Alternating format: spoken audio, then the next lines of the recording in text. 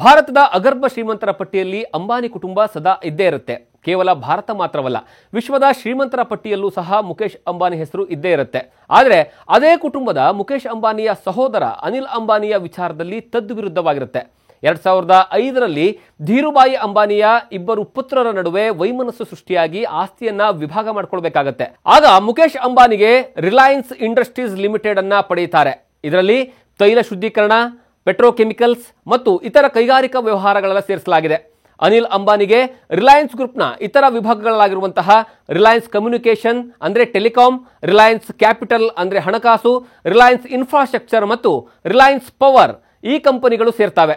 ಇಬ್ಬರು ಸಹೋದರರ ನಡುವೆ ಆಸ್ತಿ ಹಂಚಿಕೆಯಾದ ನಂತರ ಅನಿಲ್ ಅಂಬಾನಿಯ ಆಸ್ತಿ ಕ್ರಮೇಣವಾಗಿ ಕರಗ್ತಾ ಹೋಗುತ್ತೆ. ಮುಖೇಶ್ ಅಂಬಾನಿಯ ಆಸ್ತಿ ಗಣನೀಯವಾಗಿ ಏರಿಕೆ ಆಗ್ತಾ ಹೋಗುತ್ತೆ. ಯಾವಾಗ ಆಸ್ತಿ ಕರಗ್ತಾ ಸಾಗುತ್ತಲ್ಲ, ಆಗ ಅನಿಲ್ ಅಂಬಾನಿ SBI ಬ್ಯಾಂಕ್ನಲ್ಲಿ ಸಾಲವನ್ನು ಪಡ್ಕೊಳ್ತಾರೆ. ಸಾಲ ಪಡೆದು ಆ ಹಣವನ್ನ ದುರ್ಬಳಕೆ ಮತ್ತು ಅಕ್ರಮ ವರ್ಗಾವಣೆ ಮಾಡಿದ್ದಾರೆ ಅನ್ನುವಂತಹ ಆರೋಪದ ಅಡಿ ಇಡಿ ಅಧಿಕಾರಿಗಳು ಅನಿಲ್ ಅಂಬಾನಿಗೆ ನೋಟಿಸ್ ಅನ್ನು ನೀಡಿದ್ರು.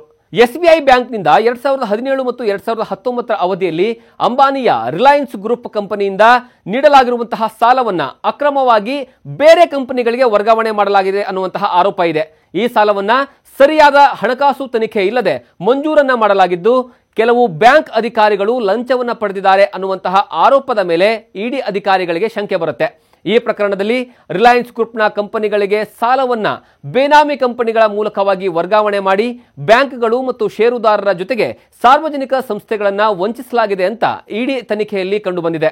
ಈ ಕಾರಣಕ್ಕಾಗಿಯೇ ಅನಿಲ್ ಅಂಬಾನಿಯನ್ನ ಆಗಸ್ಟ್ 5ರಂದು 2025ರಲ್ಲಿ ಇಡಿ ಅಧಿಕಾರಿಗಳು ದೆಹಲಿಯಲ್ಲಿ ವಿಚಾರಣೆಗೆ ಹಾಜರಾಗುವಂತೆ ಸೂಚನೆಯನ್ನ ಕೊಡ್ತಾರೆ.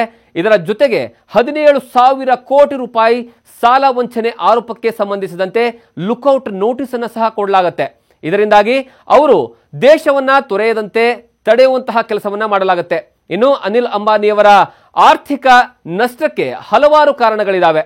ಅದರಲ್ಲೂ ಪ್ರಮುಖವಾಗಿ ಅನಿಲ್ ಅಂಬಾನಿಯ ರಿಲಯನ್ಸ್ ಗ್ರೂಪ್ ಕಂಪನಿಗಳು, ವಿಶೇಷವಾಗಿ ರಿಲಯನ್ಸ್ ಕಮ್ಯುನಿಕೇಷನ್ ಮತ್ತು ರಿಲಯನ್ಸ್ ಪವರ್ ದೊಡ್ಡ ಪ್ರಮಾಣದಲ್ಲಿ ಸಾಲವನ್ನು ತೆಗೆದುಕೊಳ್ಳುತ್ತೆ. ಈ ಸಾಲವನ್ನ ಸಮರ್ಥವಾಗಿ ನಿರ್ವಹಿಸಲು ಸಾಧ್ಯ ಆಗೋದಿಲ್ಲ. ಇದರ ಜೊತೆಗೆ ವ್ಯಾಪಾರದ ಕೆಲ ತಪ್ಪುಗಳು ಮತ್ತು ವಿಚಾರಗಳು ನಷ್ಟಕ್ಕೆ ಕಾರಣ ಆಗುತ್ತೆ.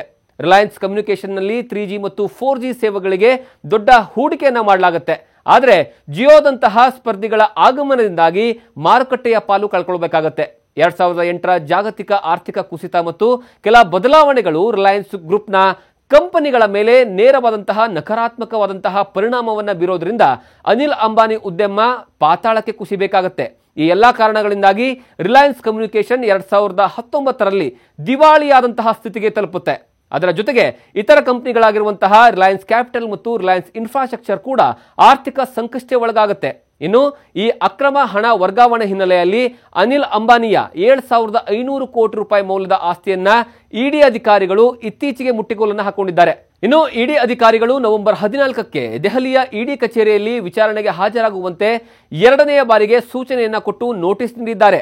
ಅದೇನೇ ಇರಲಿ, ಇಬ್ಬರು ಸಹೋದರರು ಸಮಾನ ಮೌಲ್ಯದ ಆಸ್ತಿಯನ್ನ ಹಂಚಿಕೆ ಮಾಡಿಕೊಂಡಿದ್ರು. ಆದರೆ ಮುಖೇಶ್ ಅಂಬಾನಿ ದೇಶದ ಶ್ರೀಮಂತರ ಪಟ್ಟಿಯಲ್ಲಿ ಅಗ್ರಸ್ಥಾನದಲ್ಲಿದ್ರೆ ತಮ್ಮ ಆಗಿರುವಂತಹ ಅನಿಲ್ ಅಂಬಾನಿ ದಿವಾಳಿಯ ಹಂತಕ್ಕೆ ಬಂದು ನಿಂತಿರೋದು ವಿಪರ್ಯಾಸವೇ ಸರಿ. ಇದು ಈ ಹೊತ್ತಿನ ವಿಶೇಷ. ಕ್ಷಣ ಕ್ಷಣದ ಮಾಹಿತಿಗಾಗಿ ನೋಡ್ತಾ ಇರಿ ನ್ಯೂಸ್ ಫಸ್ಟ್, ನಿರ್ಭೀತಿಯಿಂದ ನಿಮ್ಮ ಪರವಾಗಿ.